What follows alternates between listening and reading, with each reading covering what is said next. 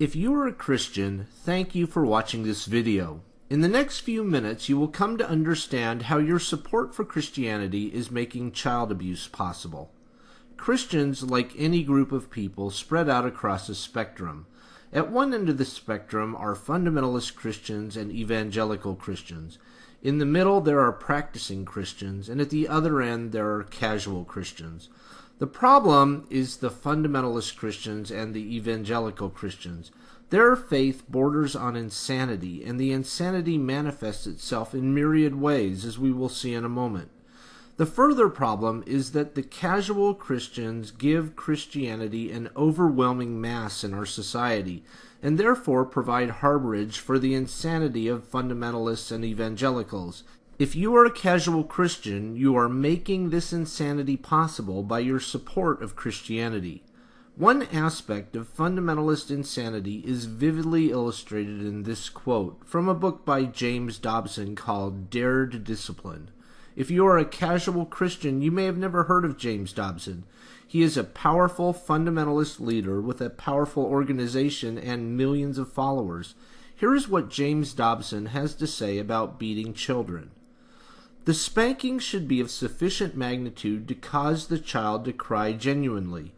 After the emotional ventilation, the child will often want to crumple to the breast of his parent, and he should be welcomed with open, warm, loving arms.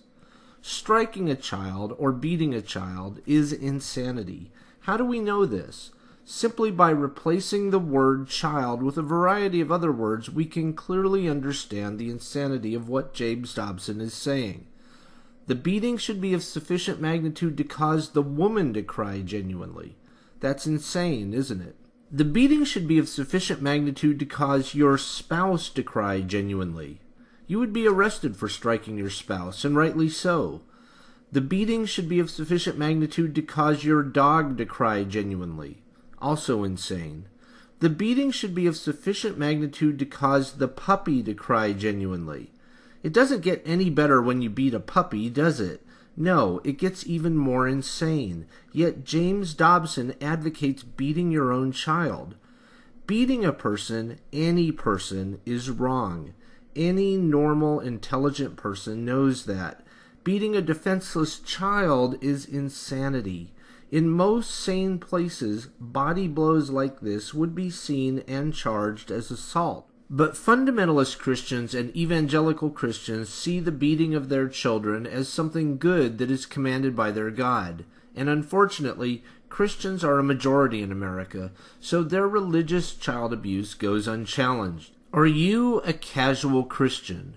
Those of us who are sane and rational beg you, please abandon the insanity of Christianity. If you will take any time at all to think about your Christian faith, you will be able to see that God is imaginary.